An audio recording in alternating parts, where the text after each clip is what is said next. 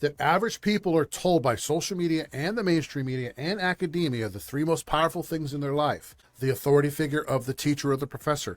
They start them out really young. They do struggle sessions with kids in kindergarten. I'm telling you, they're doing, trans closets for little Billy so he can come out dressed as little Sally behind the parents' back. These things are happening. Kids are getting hormone injections behind their parents' back at the school, the squirrel news, and they're trying to sue parents who get raise a stink about finding out about it. All this stuff comes with the same mechanisms. The same machine is actually doing all the same stuff. And this is one of the things, these people that discovered this psychological phenomenon. That's why I call the 67%ers who walk around on autopilot with no inner monologue.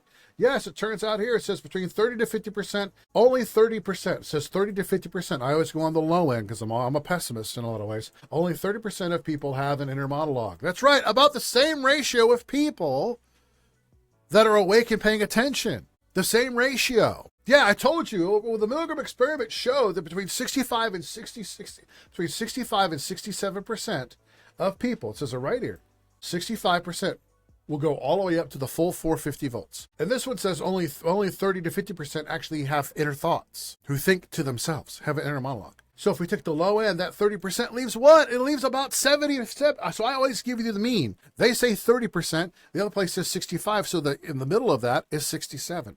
So the 67 percentile phenomenon is real. 67% of people don't have inner thoughts, and 67% of people can be convinced to give you lethal shocks because someone tells you that the experiment insists. That's why you now know, because these two things are true. Now you know why people like this exist. Yeah, fuck her and her music. It says here, a woman on TikTok celebrates the murder of 2 Israeli embassy staffers, just like they did with Mangione. This is a 67%er. She thinks she's being edgy and clever, but she's not truly thinking to herself. She posts it out there, says, to the people who boot and unalive 2 Israelis in Washington, D.C., then scream Free Palestine at their bodies, I love you, and I will help make sure you're taken care of in jail. Just like the women said, they're getting moist over Mangione. They're getting moist over this too. This is a woman that should know better.